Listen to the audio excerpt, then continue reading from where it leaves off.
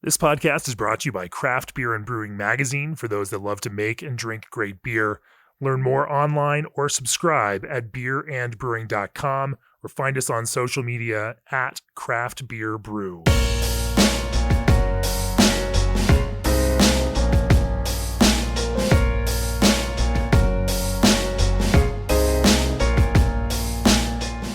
We're in Prague, Czechia today for this episode of the podcast, continuing our tour of the Czech Republic. Joining me today on the podcast is Lukaš Tomsa from Dva Kohouti. Did I get it correct? Yeah, Kohouti? almost perfect. I've got to soften up that T a little bit, I think, to get it correct. Yeah. It's almost perfect. It's Dva Kohouti, but the Czech language and Czech pronunciation is pretty hard. So. By the time this trip is over, I'll get it correct. Is it the Karlín district of Prague? Yes. Karlín district, which was flooded some times ago, and since then it's been rebuilt. And I think by one time it's been the area of Europe that has highest per capita cafeteria for square kilometer or something like that. So it's a very renewing process for this area, and you can see it all around here. So this is it's a small craft brewery. Basically a 10 hectoliter brew system. Most of the beer is sold here with some small accounts outside. You focus on creative beers as well as classic beers, and so the beers that you make here in the brewery are everything from pale Czech lager to IPA. And you've got some interesting processes around this. I love the fact that you even make things like IPA using a decoction, applying some traditional Czech techniques to some of these beer styles that are top fermenting ale styles. We're going to talk about everything from your approach to Czech lager to those kinds of traditional Czech brewing methods applied to modern ales. We're also going to talk about your focus on service, because that's a big piece of the approach of the brewery itself. Before we do that, for years, G&D Chillers has chilled the beers you love, partnering with 3,000 plus breweries across the country. They're proud of the cool partnerships they've built, offering 24/7 service and support. G&D builds with non-proprietary parts, expert craftsmanship, and constant innovation.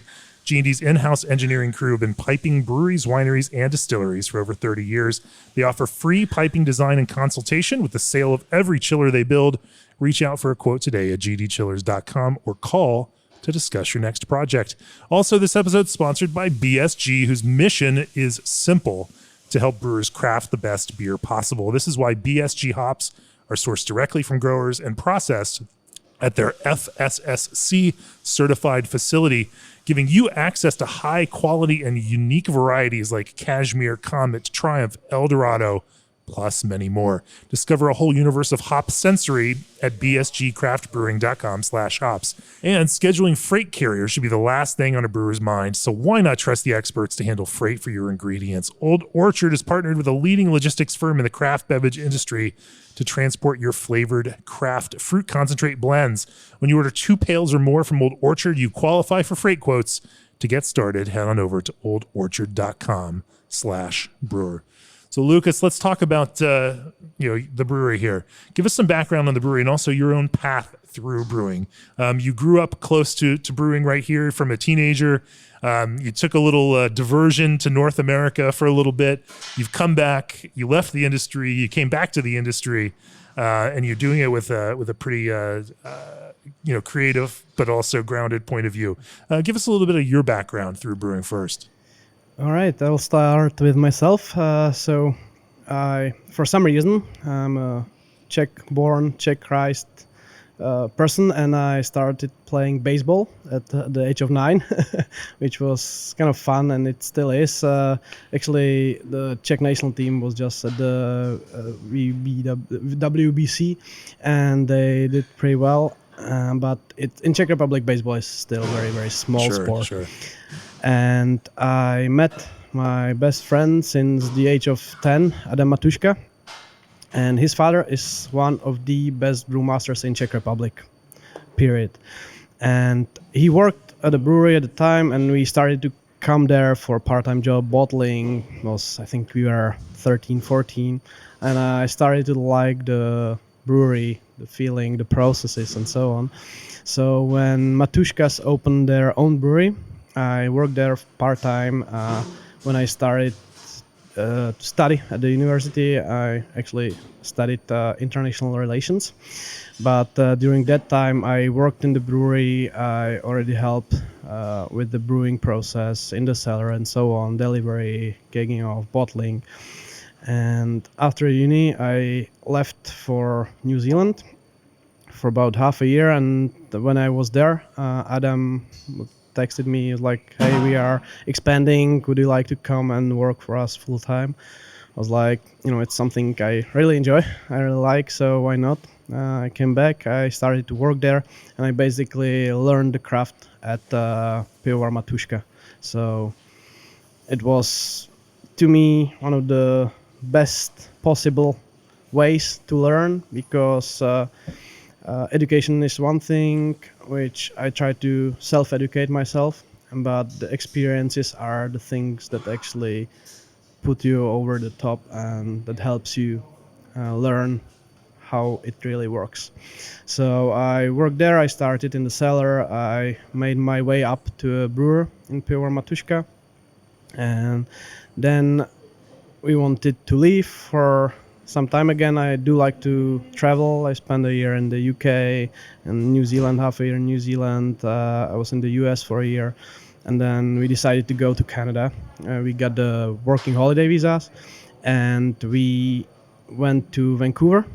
And about second or third day, I found a job in Greenleaf Brewing, which is in North Shore, Vancouver, right by the Seabus. And I spent Great mountain biking up there in North Shore, Vancouver. Yeah. I fell off with my mountain biking back there. And it's kind of funny because now I'm spoiled, because my first mountain biking I ever done was in Whistler. So oh my goodness. but where do you go from there? So, Sure. But yeah, I started in Greenleaf. It was great 2 years. I took care of the whole brewery after some time, and after that, my wife got pregnant, and we were like, okay, so what are the options? The best way was to come back to Czech Republic. So even though we enjoyed Vancouver and Canada very much, we moved back to Czech Republic. And here I actually found a job at the technological company, Czech technological company that provides technology for big breweries, deaerated water, pasteurization, and so on. And it was a really good background technologically for me, and good year as well. But after a year behind a computer and selling good but still selling technology, my best friend Adam and Lukáš Svoboda, master bartender for Pilsner Urquell for locals, they came and they were like, we are coming with this new concept, brewery with a tap room where we want to brew the best beer and properly pour it the way we want. Do you want to be a brewmaster there? You want to join us? I was like, yeah, no brainer. So yeah, that's how I came to be here. I'm here since opening. I was actually helping set it up during the building process here. So I know this place from top to bottom and back on. How long has this been operating? It's now 4 years and about 4 months. We opened December or 6th of December 2018. So it's an interesting, even though it's a newer brewery in that sense, it's still rooted in both of these kind of, Yes. classic, very well respected, partners that are behind it.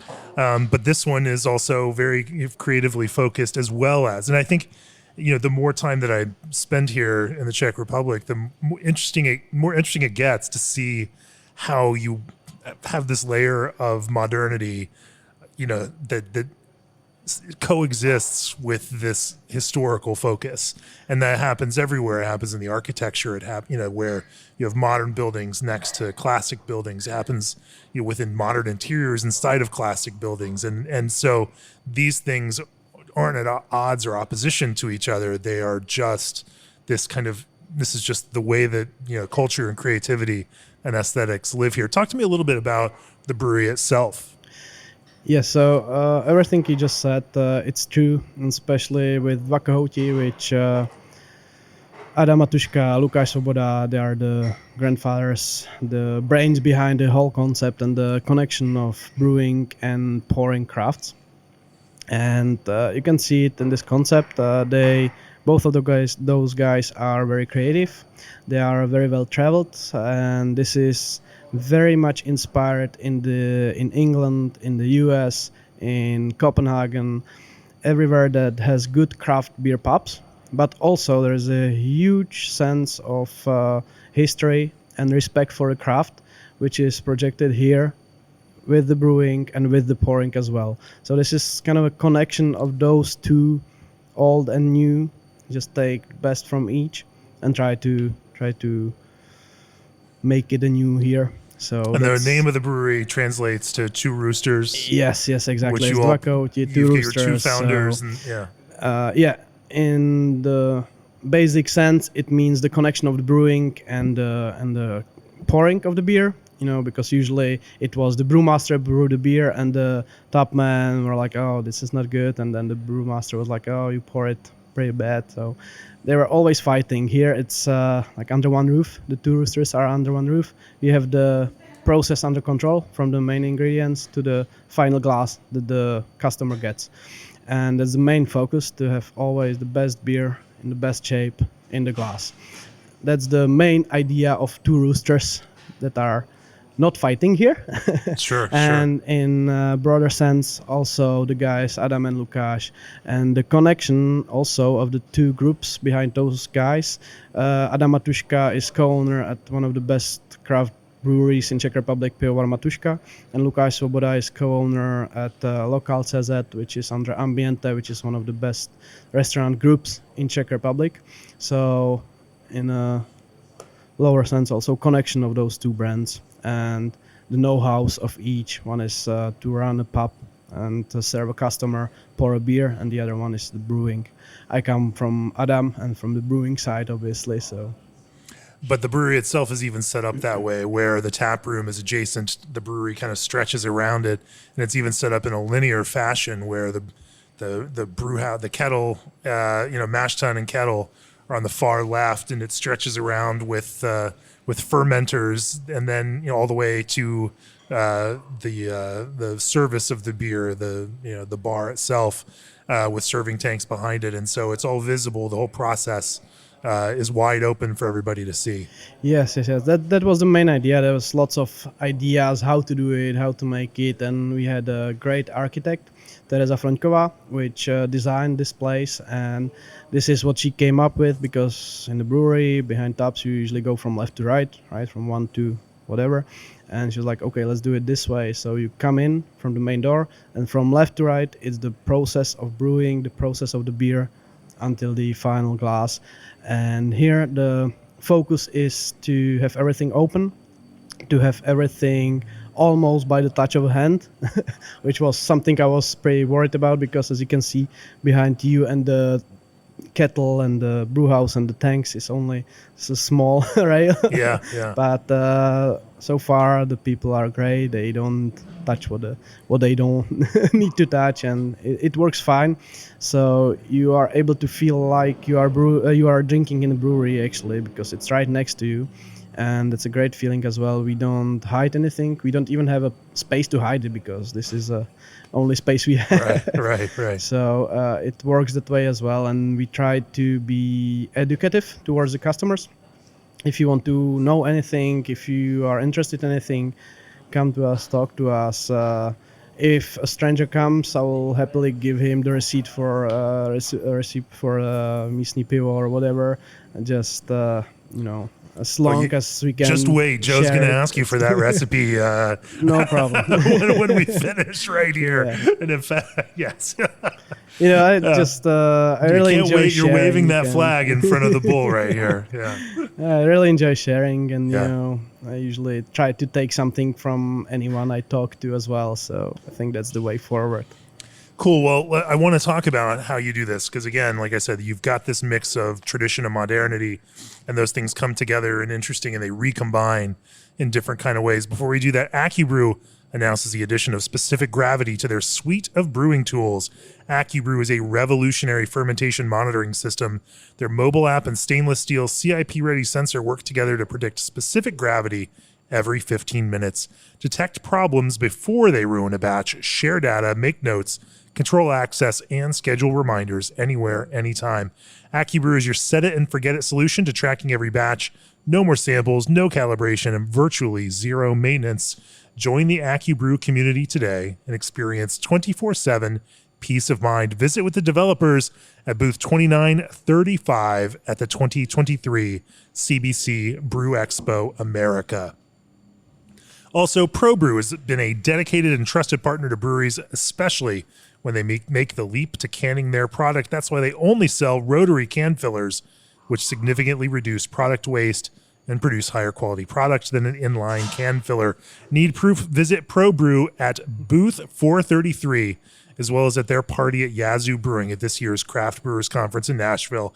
To RSVP to their event or schedule time with them at the show, visit them at probrew.com/CBC or email contact us at probrew.com. ProBrew, brew your beer. And Indie Hops breeds new hop varieties to help brewers captivate beer lovers. Indie's unique varieties like Strata, Lorien, Luminosa, and Meridian are trusted by brewers worldwide to modernize, brighten, and diversify their beer lineup. Indie also offers classics that thrive in Oregon terroir, such as Chinook, Crystal, and Sterling, thoughtfully crafted and selected hops to meet your brewing needs. Visit indiehops.com/podcast and stop by their booth number 2131 at CBC to discover what's new in hop flavors. Indie Hops, life is short. Let's make it flavorful.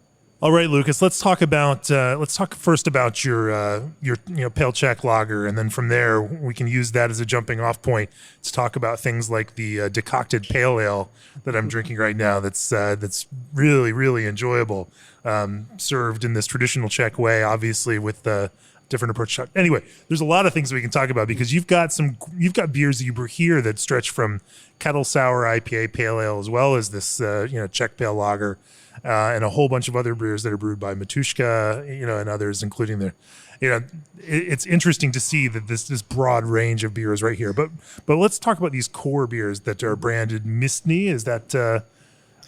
Yeah. So the main idea behind the brewery was to showcase the beers that are brewed here, as well as the guest beers, I would call it, which Matuška is a residential guest. Probably call it, because we have their beers all the time. Mm-hmm. But Místní is the brand of our beer. It means local. So Místní, whatever is local, local beer, local sour, local IPA, and so on. And that's everything from the core beers to specials or one-time batches.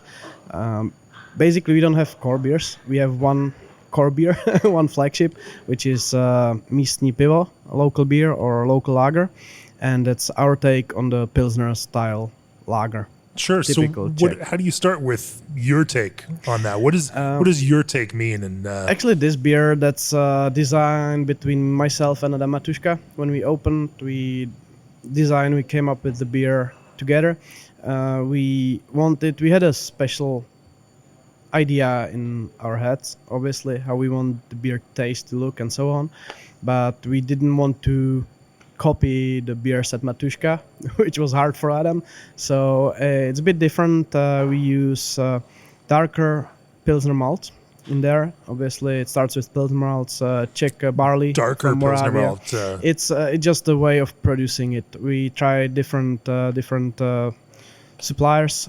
This one is a little bit darker. The pale ale has a little bit higher EBC, and it also gives a bit deeper mouthfeel, little bit of those almost caramelly notes from the caramel malts, but it's much closer to the bread feeling of that you want to get when you drink Czech lager. The fullness of the body. Where do you source this malt from? This is from Moravia. Okay. It's Sufla from Prostějov. The barley is from Moravia, malted in Moravia. We get it from there. So this is the basic malt, the backbone of the beer, and the one that I'm very very happy about, because it really gives the beer that mouthfeel, the deep bread-like feeling on your palate, and also nice deeper color than you would get from paler malts. And that's one thing. We do put in a little bit of Munich malt, just for the biscuity, bready. We say a feeling. little bit. How much? It's about 10 kilos. Well, no, it's exactly 10 kilos for the 10 hectoliters of Místní Pivo. We use 187 kilos of malt, 175 of Pilsner malt, 10 kilos of Munich, and 2 kilos of raw barley, which is for the proteins or for the foam. Raw barley. As Yeah. probably you already noticed, we do like our heads on our beers. So As I have heard, the more head on the beer, the more the beer server loves you. And if they it depends. Basically, the head. if we the get no foam, head, then it might be a bad signal, right? It depends. There are some pouring styles that actually require to be poured as without head, as Sure. in England or US. But the head is the protection. So the way we do it, you pour a little bit of the foam, you put the faucet under the foam, and then you open the faucet for the beer, and that's the beer under the foam, protected, and you don't have any aroma losses, any flavor losses. So it's a way of pouring, pouring the beer that works really, really well, and it makes a huge difference actually. But that works its way back into the recipe in terms of the ingredients that you need to push in order to make sure that the beer, as it's poured, Yeah. can sustain that kind Yeah, of you head want to the with this raw amazing barley. lacing. Even, I should mention to people that can't see this here, we have a pink-colored kettle sour that also has some incredible foam with a really slight pink tinge to it. That is also, as it now drops, producing a beautiful, persistent lacing on the glass. And it's decocted. We'll get into that later. So that applies, of course, that kind of discipline in all of these applies across all of these styles. But let's stay focused on the Pilsner style, pale lager, for the time being. How much? So you mentioned there is raw barley, and I just missed what you talked about in terms of the amount of that. Was about 2 kilos for Okay, so 187. pretty small. Yeah, very small. It just gives the little extra proteins for the foam, and give the foam the ability to stay the way you want it. Basically, that's it. But you can use flakes as well, but raw barley is more traditional Czech way to do it. Yeah. When you go through this, in terms of hops, are you sticking with a historical or classic Czech approach to hops on this? Yeah, basically. Yeah. So it's just those base malts. It's a double mash decoction for the Místní Pivo. We actually did some blind tasting. We brewed 2 similar batches one day and another day. One was single mash, one was double mash. And even though you knew, you couldn't tell the difference. That how good the malts are these days. Yeah. But we are doing it double mash decoction just because it's nice and historical, and we like it that way, obviously. So you found no difference between a single and double decoction, but you still just double decoct anyway. Yeah, that's That right. sounds a little crazy. Well, we are that way in Czech Republic, I guess. Is it when just- it comes to brewing? I mean, I guess that it's gonna help you hit your mash steps anyway as you go through, and so it's just the way you brew pale lager. Yeah, exactly. You want there's always what if. What if it gives something extra? What if it's a little bit more drinkable? What if it tastes a little bit better? Why not to do it? It's not a huge difference between single and double mash. Time-wise, it's like extra hour maybe. Or sometimes it's a lot, but usually not that much. But what if it's better? So we keep it double mash decoction. If the energies don't go higher than they are, we will keep it that way, obviously. But that's double mash decoction for the Místní Pivo. It gives that special bread-like feeling, the full mouthfeel, full palate when you drink the beer. That's what we want from the Czech lager, really. And It's interesting to hear you describe it that way, because I think a lot of, especially American brewers and American beer fans, when they think of lager, these days it's associated with crisp, and it's associated with light, and it's associated with lightest color. And to hear you talk about it this way with Munich malt, with a decoction process, with the intention of creating more body and more color. And is this is a steam, or is this a direct fire system that you bring on? this is a special kettle, I would say. It's steam, but we don't have a steam generator. It generates steams by itself. It has a double jacket that has electrical elements inside and a reservoir of distilled water, which creates the steam necessary for heating, because steam is very gentle for the beer. Yeah, sure. It's the best way. And this way, when the kettle generates its own steam, it's perfect, because you don't have the steam losses when you have steam generator somewhere. You need to pipe it over to the kettle. This way, it's from Martin Matuška again. I'm not sure if it's his own design or if he saw it somewhere, but it's perfect, really. So it's very, very good. And you have the necessary power to boil it, to heat it up, and you don't have those spots where it's burned with the malt inside. So you're not driving color through the kind of direct Maillard reaction of direct fire, but you are trying to do that through the whole decoction process. Exactly. Yeah. If I want to do that, I would try something different. That's what I did in Vancouver. There was one batch each year, but when we used the pilot system, when we put the currant stones in it and put it into the wort to caramelize the sugars, well, it was interesting as well. It was great, but it's a different process. Here, I'm very happy that we have this gentle process of heating it up and boiling it that doesn't impact the final beer. Sure. As I've talked to other brewers here, they talked about the mash regimen as being a way to adjust and control the expression of diacetyl in the beer. That's I can't say that as we're tasting your pale Czech lager that's a noticeable component for you, even though that may be a more noticeable component for some other Czech brewers. How do you all approach that? Well, first of all, I'm very happy because I'm almost blind to diacetyl, which is very good when you're drinking Czech lagers. But no, I work in it. I know it's not in my DNA, but I try to focus on that because I need to be able to detect it, right? Diacetyl as such, I think it's becoming already allowed in Czech pilsners, in Czech beers, because in some it's in such a huge amounts that it just doesn't make sense to say it's a fault. Sure. Again, personally, we don't talk about off flavor. We just talk about attributes, and sometimes those attributes reach levels where they are distracting, and sometimes those are attributes that can work within an overall flavor. It's not that anything is right or wrong. It's simply how it's used and how it breaks the experience for you, or and different communities of drinkers have different thresholds for these things. I think North Americans in general are very, very sensitive to diacetyl as compared to at least Czech people, maybe European people. So that's why you usually notice it in American much more than in Europe.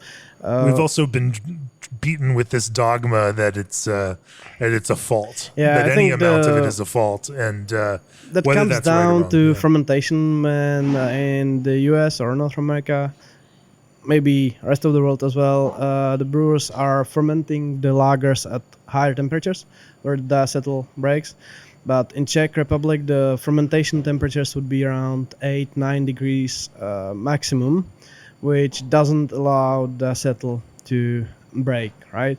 I do like to ferment at higher temperatures. We ferment lagers at around 12 to 13 degrees, which is kind of high for Czech lagers. Yeah. But it works well for the diacetyl, and I like it that way. Hey. Well, let's kind of follow through that process. What then? What does your approach to hops then look like from as you stay? And we'll just kind of follow the brew process. We're working through mash, and now you're moving into the boil. What does hopping look like at that point?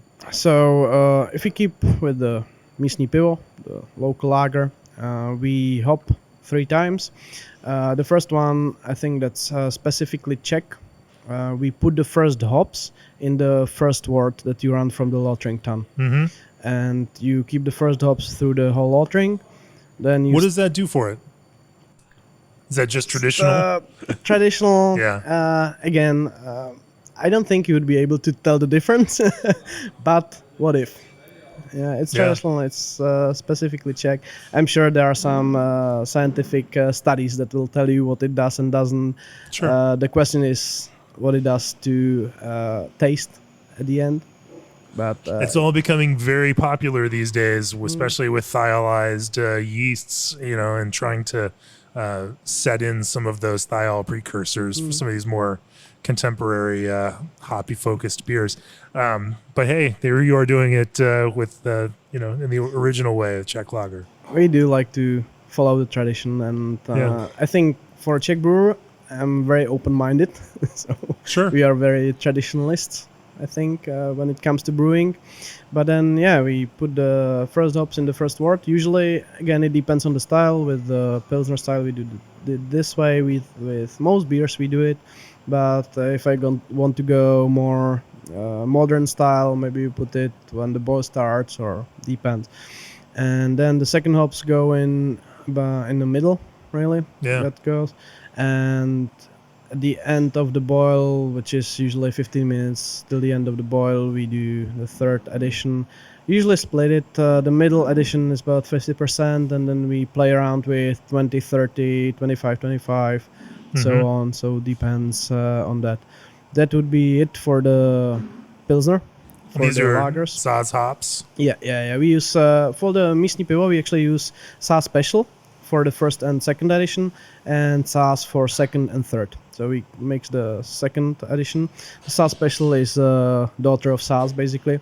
It's just a tiny bit more, I would say, herb-like, spice-like, little bit rougher bitterness, but we are still talking about noble hop bitterness, so very unnoticeable, but the combination works well. It's really fun, and again, it's something I do like, and something we do. How does that differ from, say, obviously you're trying to make this a different beer than, say, Matuška's, pale Czech lager or pale lager. How does that special versus just, say, Saaz throughout?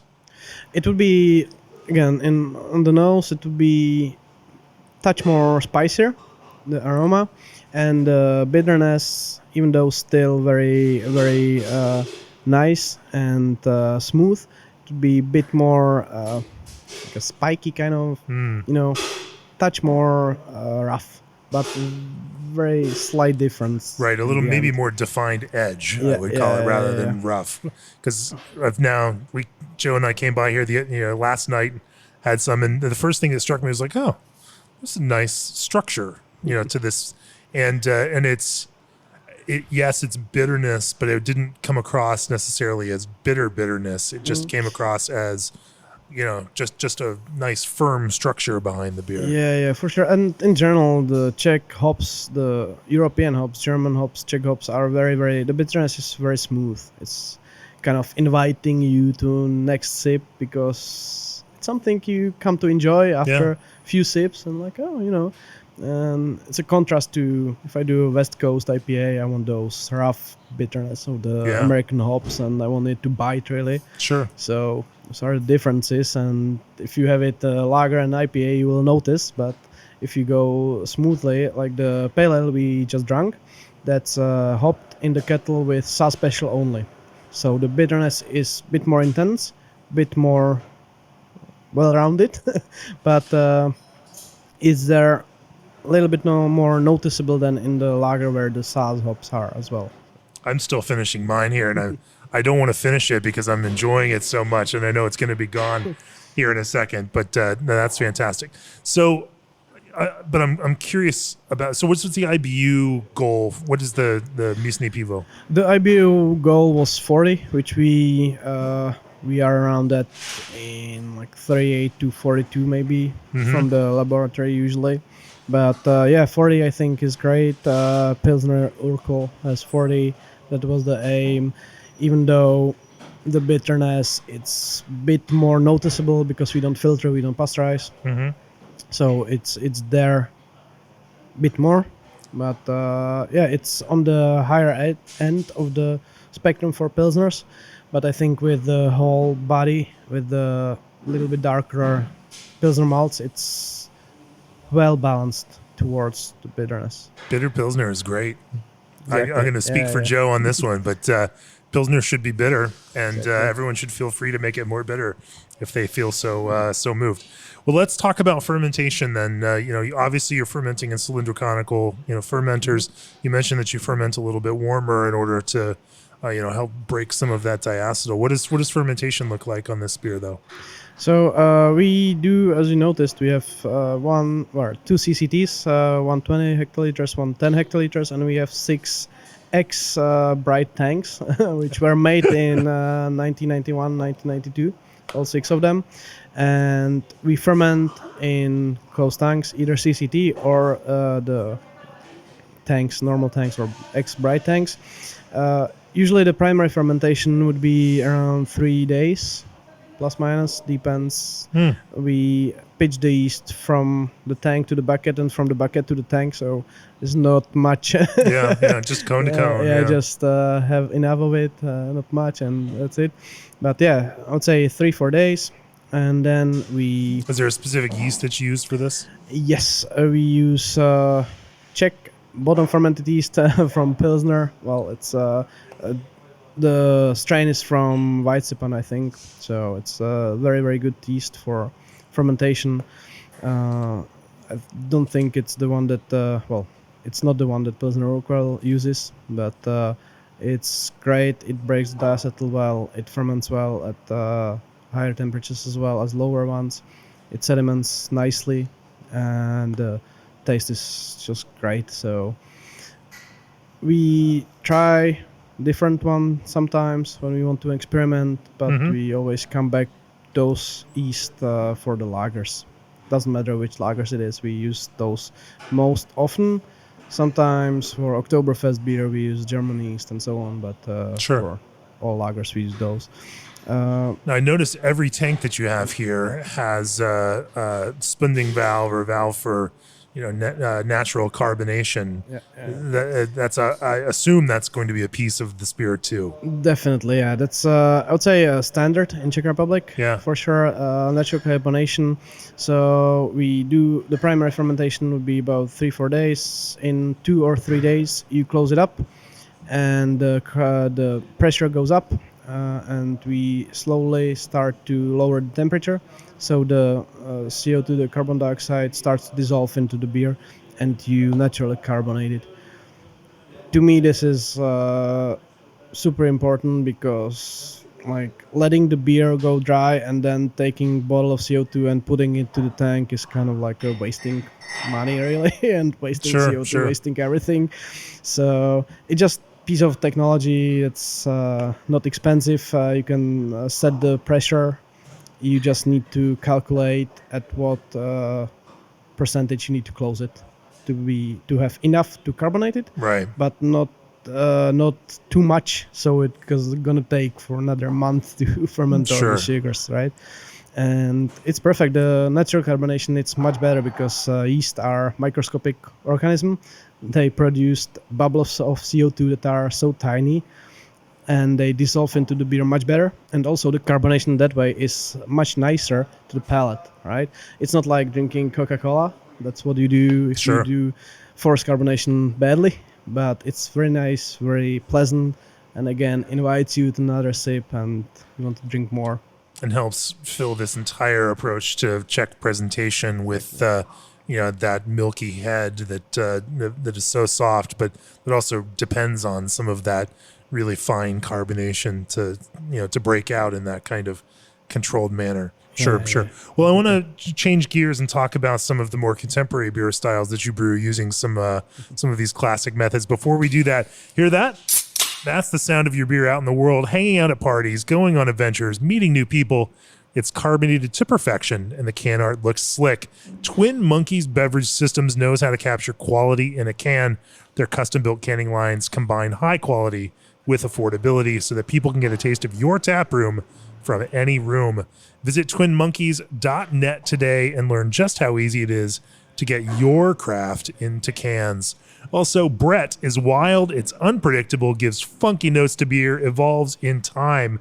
Historically, it's used with no control, but Fermentis has harnessed it.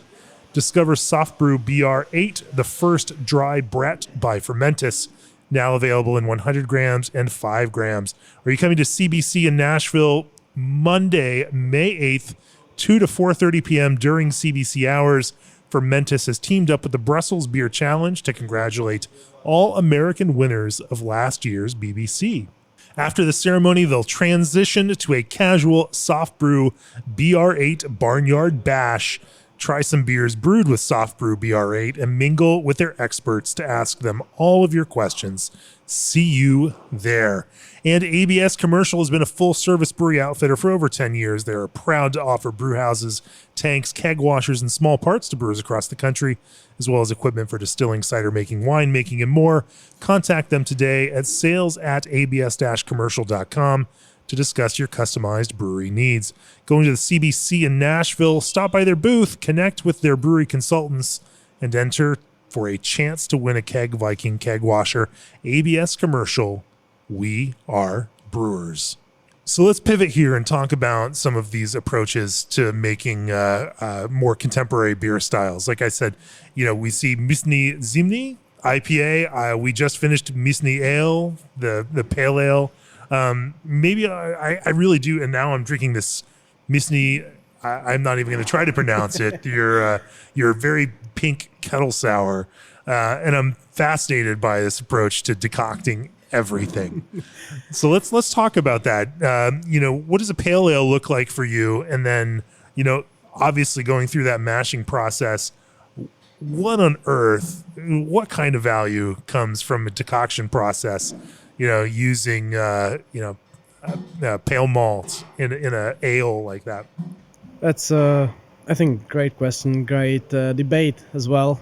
I kind of approach the beers from the end point. So imagining what I want to have in the glass, what I want to feel when I drink it, what I want to feel when I smell it, and then go from there. So decoction to me is much more approachable beer for Czech people, for sure, because that's the backbone that you recognize from lagers. But also it gives the ales, kettle sours, whatever, it gives that feeling of fullness that you want on the palate, right? And there are beers, and I actually, in past year, I brewed quite a few which are really dry, which I really enjoy dryness sometimes.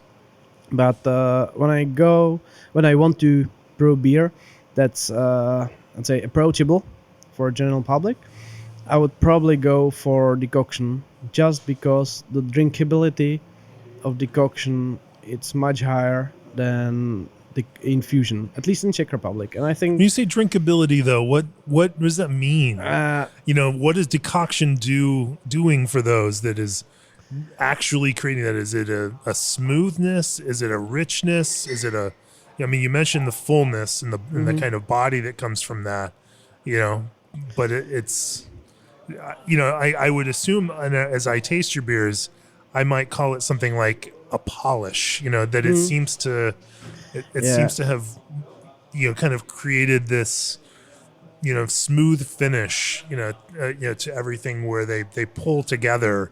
And I'm not seeing like the acidity isn't hanging out on top of this, that all of the character feels nicely fully integrated, no matter what the other flavor expressions are in the beer, whether that was the ale or this beer. Yeah, that's actually very good examples with the ale and the kettle sour, where the decoction makes the fullness, the body of the beer, which kind of supplements the whole created by the sourness or the bitterness, and it makes it kind of whole, right?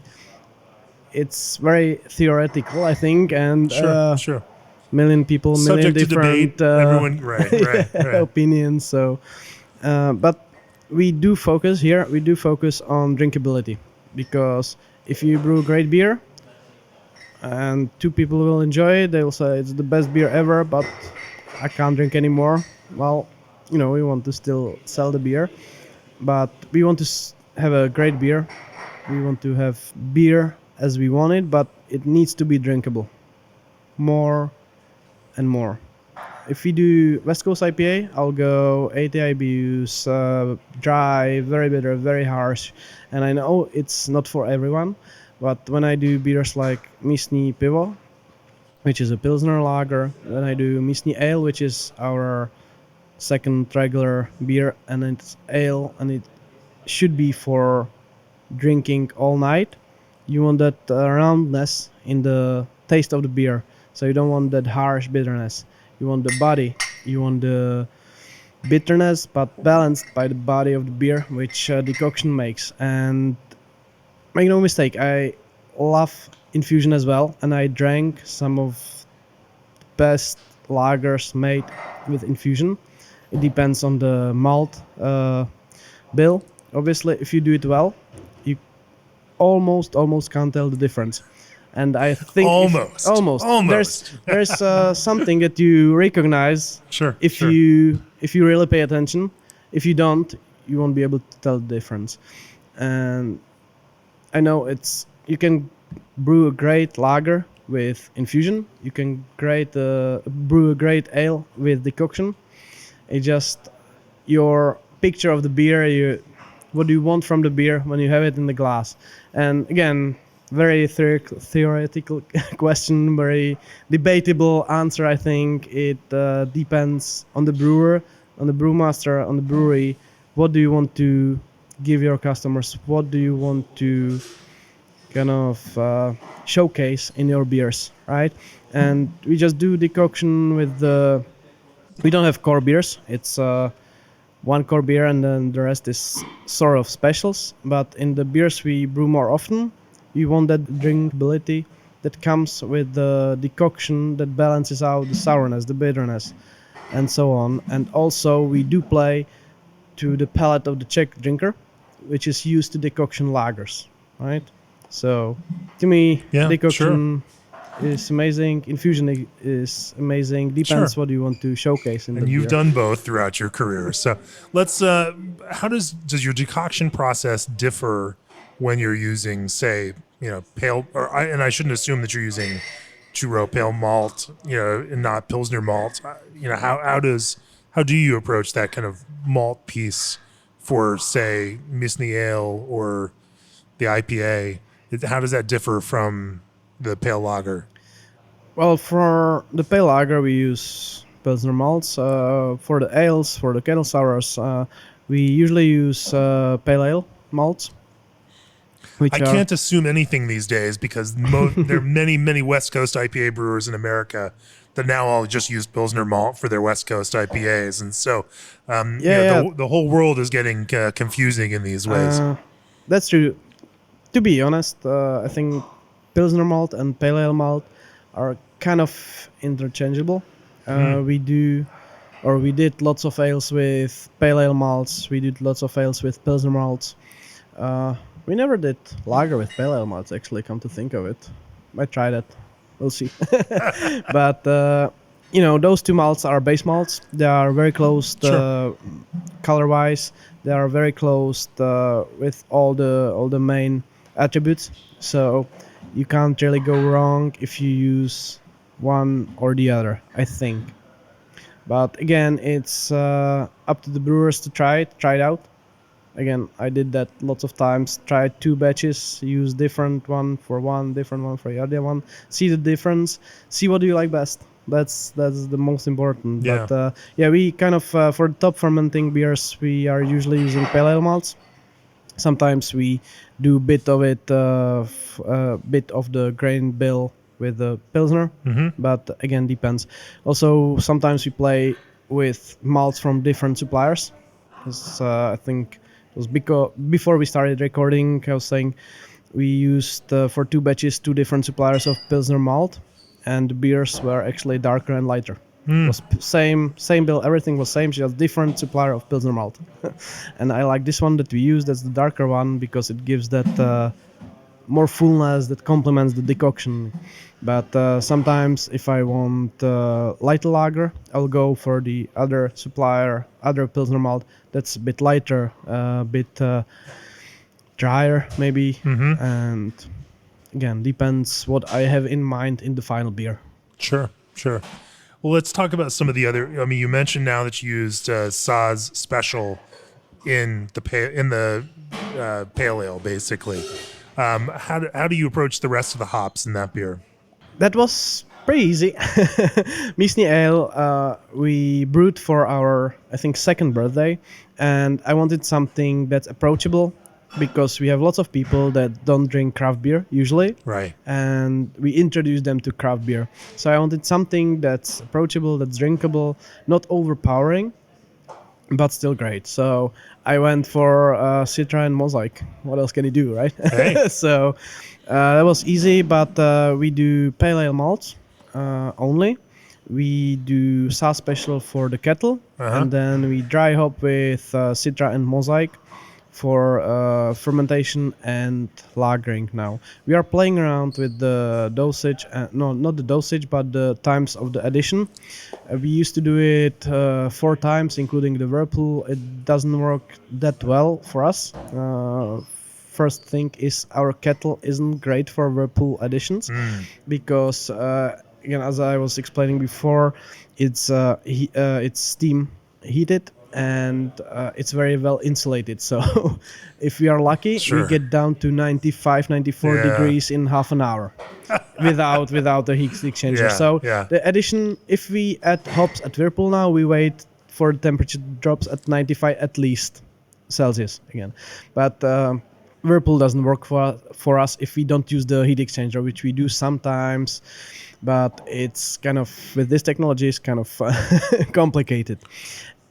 Decoction for everything, but we can't cool down for the whirlpool. That just all piece of equipment. You got your priorities. I understand.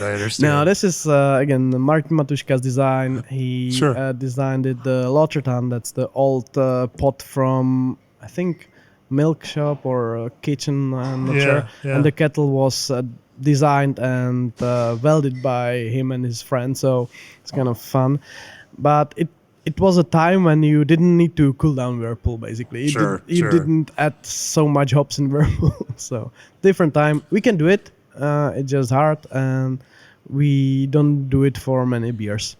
So whirlpool's small addition, and then we used to go 3 times in the fermentation.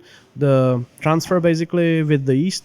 We put the first one, then the second one when we close it for carbonation. And the third time was when we were transferring between the tanks. Now we do only 2 additions, which work better. We tried out lots of different ways. 2 additions when we close it, and then when we transfer it, or when we drop the yeast from the CCT. That works best for us now here with this technology. So that's the dry hopping we usually do this way for all the beers. I had a friend of mine, he has a flying brewery, he brewed the beer here. He's doing 1 addition only. I like the 2 additions better because I think it gives more of those aromas that we want to the beer. But again, playing around with it depends on the beer, and they're always trying to figure out if there isn't a better way to do it or better times to put the hops in. So Sure. Are there any other kind of Czech peculiarities to your ale fermentations and the way that you approach this? Just because here we are, and and things are you just do ways in a traditional, or do things in a traditional way. I think that's it really. The decoction, the hop additions in the boil, and the rest is basically do what serves best the final beer, right? What's best for the aromas. found out that those two additions of hops is best, and also that, which is interesting, if we transfer the whole ale or IPA or whatever, the top fermented beers, if we transfer to the bright tank, it never smells as nice as when we kick it off and pour the ales from the kegs. And the same goes for the lagers, but in the opposite way. The lager is always better from the tank than from the keg. Interesting. We are trying everything really, and I want to come back and talk about that service, but let's first talk about this very pink beer that's still in front of me. This kettle sour that you brew with decoction, that is pink. It's very colorful and very fruit flavored, and crafted in a maybe slightly more complex way than most American brewers would go about that. Yeah, I think so. Well, I tastes kettle sours or sours, American sours, when I was in the US. I think when it was starting really, but to me it was something different, something I really enjoyed. I like it as a cider in the UK, right? You have 3 beers, you can't drink anymore, you have 1 cider, it kind of evens you out and you do want another beer. So it was always great. I love England and English ales, real cask ales and so on, and ciders as well. But the kettle sours or the sours were awesome. I liked it. And when I came here, I was like, I have this idea. I first brewed it in Vancouver, and it was very wild. It was a different experience for me coming from Czech Republic, only having experience with typical Czech ways of brewing, and now you're adding lactobacillus to the kettle, you are aging it, and so on. So it was a great experience, and I had in mind take this and kind of add the things that I think are good for the beer from the Czech brewing culture, which is decoction, which makes the beer fuller, therefore to me much more approachable for Czech people. And also the decoction and addition of the raw barley that keeps the foam up for the kettle sours. There's a way, obviously, you usually take down the pH to 4.5 or so, because before that the proteins break, the lactobacillus break the proteins. So you want to avoid that, especially for us, when we want to pour the beer with the head, with the foam, and make it nice and looking like a Czech beer, basically. I have never seen a kettle sour pour with a head like that before, and I have drunk many, many of them, many places around the world. It's something else to get a kettle sour with that pink tinge to it and that white head with a little bit of pink in it, but a good solid inch of Czech style foam in this dimpled mug that we're drinking it from, and it feels like a very Czech thing, even though the beer style itself may have origins other places. It's interesting, and it's kind of fascinating to see this, and at the same time you're making modern beers for modern drinkers even here in Prague. Yeah, definitely. I think we are on the edge of the craft brewing scene, and kind of a very hot space, very trendy place where you come for a party, but we still focus on the best brewing, best pouring of the beer. And we are kind of introducing people that would never come in contact with craft beer. We are introducing them to those styles, to kettle sours, to ales, to IPAs, and so on. So it's that kind of connection of the cultures of the craft beer scene, of the geeks and people that enjoy craft beer every day, and with people from offices and people who want to come and party. And we came to a point where if you come here, you don't need to be afraid that you will get a bad beer or badly poured beer. You just come here, the beer is perfect, and you can enjoy yourself. And in that way, I think we are able to introduce those beers to the people. When I brewed the first kettle sour, the raspberry kettle sour that you have in front of you now, it was kind of a revelation to a lot of people that come here. A lot of patrons are like, "What's that?" That's a pink beer. That's not a beer. I was like, that's actually oldest, one of the oldest style of beer, and so on. So it was fun. It was good, and we work with it. Nowadays, it's our most popular kettle sour. Really, we do kettle sours mainly because I like the cleanness of the sour of the milk lactobacillus sourness, and it gives the fruit the ability to showcase, and the color, the aroma, the taste, and so on. We also do we play around with it. I actually did 100% Brettanomyces IPA last year. It was fun. It was interesting, and I put 200 liters in a barrel in the cellar, so it's aging. It's aging beautifully, actually. I tried it about 2 weeks ago, and I can't wait another half a year or a year before it's finished.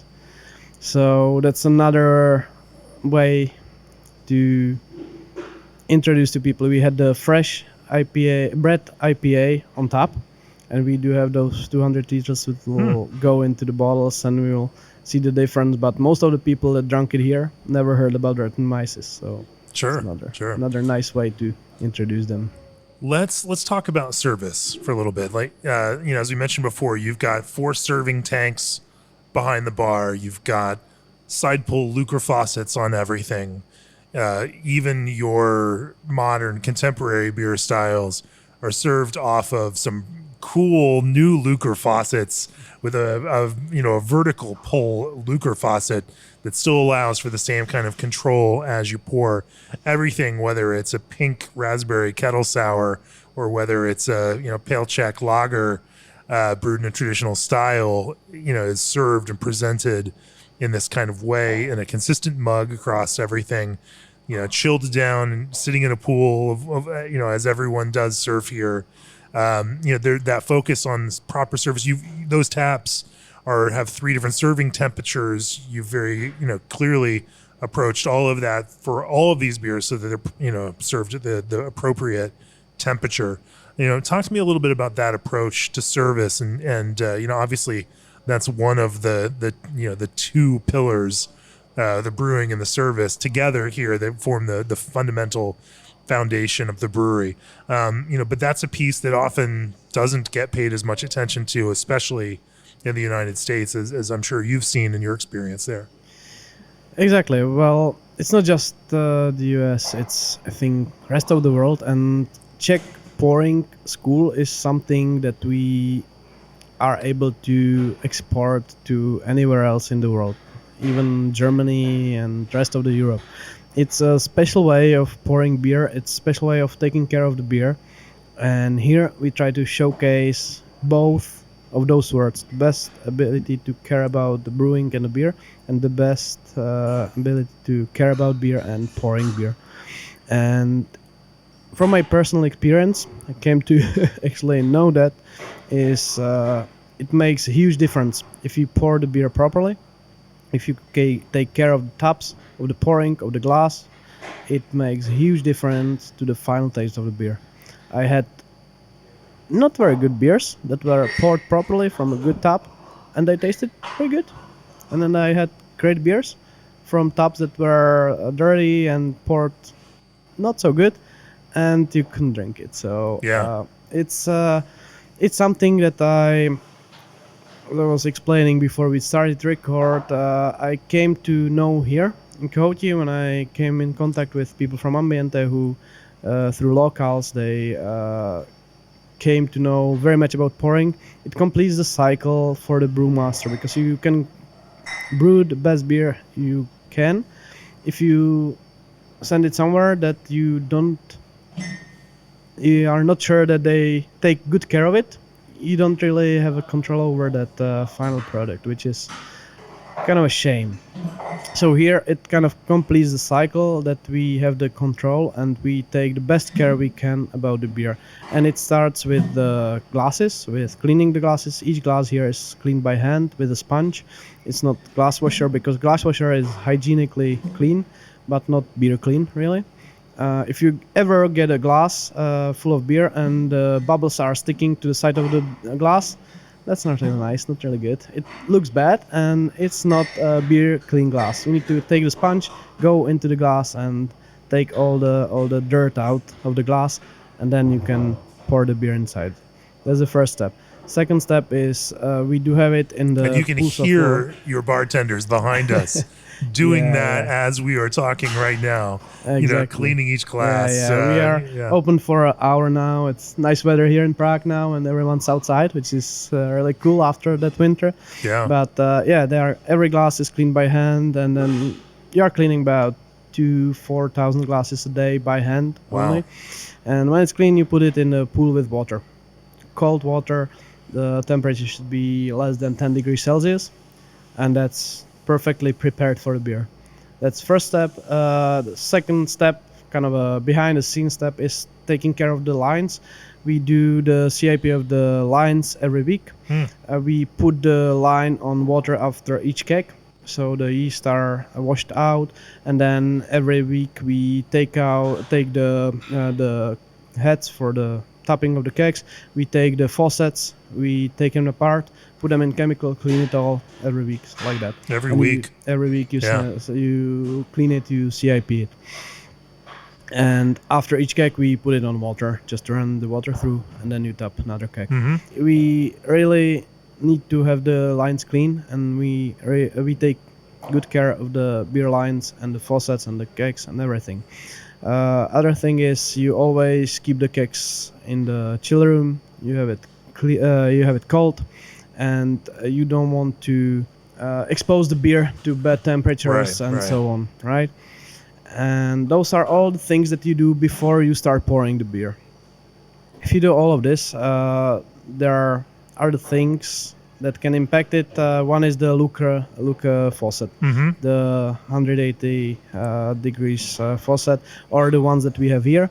We are actually the ones that we have at the front tap. Those are special taps that were developed for us, and they finally started to sell them. So I'm sure you will talk with Luka guys about that. They're very proud of it.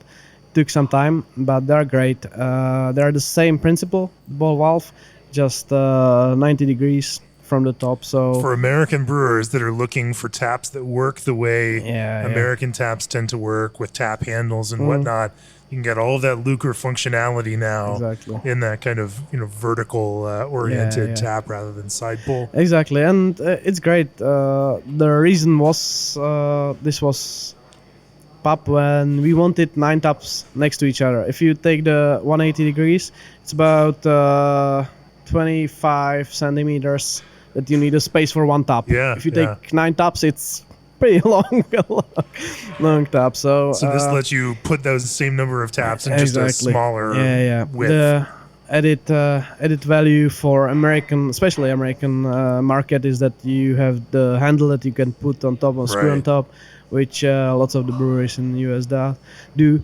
And also it's kind of better for people that are not used to it to work with this one than from the side pull. Although side pull now in America has its own special cachet, just because, it's like anything that's different. It just looks cool, looks a little interesting, and it makes me say, makes a consumer look at that and say, oh, what beer are you pouring on that tap? It's the same kind of Guinness tap effect that would also happen. Like, that one serves on a different kind of thing. I wonder what's special about that. I want to try that. That's a thing, actually. To me, it doesn't matter what tap you have, but you need to know what you do. If you are, and I basically learned that from Lukaš, master bartender for Pilsner Urquell, one of the best tapsters. And if you know what to do, you can pour great beer from every tap. Doesn't matter. You need to know what you do. But if you don't, it doesn't matter if you have a side pull. It doesn't matter, the beer won't be good. You need to work with it, and you need to know what to do. Even with the classic taps that here as well, we have it. Most of the places have the normal tap. You can work with it a way that the beer is perfect. But it comes down to people and to hands, as with everything, I think. It looks different. It looks great. Obviously, it's for the tapman. It's really best. They love it because you can play around with it. You can do all sort of thing with it. But at the end of the day, You need to know what you do, and you need to understand the technology and the process. Sure. Well, let's pull back out for a second before we close here. What do you hope to achieve with the brewery here? What's the ultimate goal of this? You've carved out a craft space and a pretty cool space for a craft approach to beer here in Prague. Over the next 5 years, where do you see this going? And what's the ultimate vision for this brewery here? So I think the first thing that came to mind when we opened kind of fulfilled itself, or we did fulfill it, was the connection, the showcase of the connection of the brewing and pouring, which is something that needs to be understood, I think. And if you take it from the brewer's perspective, that's something that completes your beer, that gives you that edge, that gives you the feeling that you have the best beer, best served beer. And the connection is something that Pilsner Urquell does for some time. It was the first. It's taking care of their pubs, of their pouring, of their topmen, which local or 8 or 9 pubs of locals, they do the pouring, but they take Pilsner Urquell. Here is the connection of the brewery with those principles of pouring, with the craft of pouring. And I think we did that in past 4 years. We did that quite well. We also became a very cool place for parties. But again, sure. I like to think about it as a place when you don't have to be worried about what beer you get. You get great beer. You get a beer that's very well cared for. And you go there because there's a good party. We have DJs on usually Thursday, Fridays. We have DJs, and it's a good place to party. Sure. But the beer is always the main focus for us. And as an aside, I love that a group of local pub restaurants like Lokal could differentiate itself here in Prague based on the quality of the beer service. I wish that were something that would define those things in the United States. It seems especially in the United States, we are more focused on quantity than quality, and that it's the number of beers you have on tap versus how well you serve them. I think that's an inspiring kind of approach to say, we're going to present beer in the best possible way. Everything is going to be clean. Everything is going to be cared for, and you're going to get the beer exactly as the brewer intended it. And I think that's a beautiful way to approach even something like that, even if that's not exactly this brewery. I think that's a cool way to look at this. Oh, definitely. I think you have it head on. And locals, as such, they are not part of Pilsner Urquell. Right. They are run by a separate company. Sure. And the name is they have one of the best pilsners ever. And every second restaurant in Czech Republic have Pilsner Urquell on top. But locals, one of the best ones because of the way they take care of the beer, because of the way they pour it. So that's something different, really. When people learn that, take they know perspective. They know the beer, and when they taste it there, and it tastes that much better there. There's something to it, right? And they want to go back there. Right? That's the Czech school of pouring. Yeah. Connecting with the Czech school of brewing. It's those two old crafts which were, even brewing during communism, brewing and pouring was like, in the background. They're coming back to life and connecting together, which is beautiful, and you can see the result, right? So, if it's Pilsner Urquell in locals or craft brewery in Kohouti, it's something that completes the process and completes the final taste of the Czech beer. If it's Pilsner style beer or if it's kettle sour or a New England IPA, it just tastes so much better. Watching them come together in Kohouti is it's inspiring, and I love seeing this focus on both of those things at the same time. And the beers are pretty fantastic as well. Lucas, thanks for joining us. I think it's a good place to close. G&D Chillers has set the standard on quality, service, and reliability with 24/7 service and support. BSG hops are sourced directly from growers and processed at their FSSC certified facility. Try Old Orchard's flavored craft juice concentrate blends in your next craft beverage. Join the AccuBrew community and experience 24/7 peace of mind. ProBrew's rotary can fillers reduce waste and produce higher quality packaged beer. Indie Hops has the hops you need. Twin Monkeys offers customizable packaging solutions for every craft. Discover Soft Brew BR8, the first dry Brett by Fermentis, and ABS is your full-service brewery outfitter. Of course, if you've enjoyed this podcast and any others, go to beerandbrewing.com, click that subscribe button. Let us know that this content matters to you. And I mean, who knows? We probably will have a recipe, an all-access recipe out there sometime soon, if it's not already out there from Kohouti. And yeah, so Lukas, if you want to learn more about your brewery and where they find you, both out there in the broader digital world as well as in real life. First of all, thank you very much for coming in. It was my pleasure. I enjoyed it very much.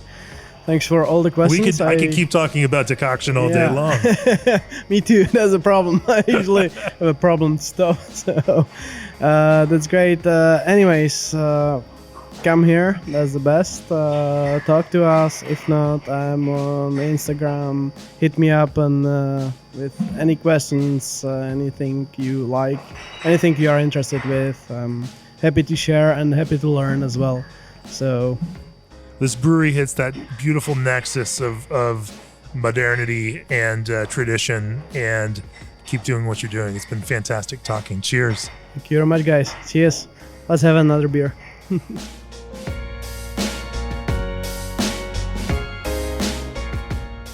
This podcast is brought to you by Craft Beer and Brewing Magazine for those that love to make and drink great beer.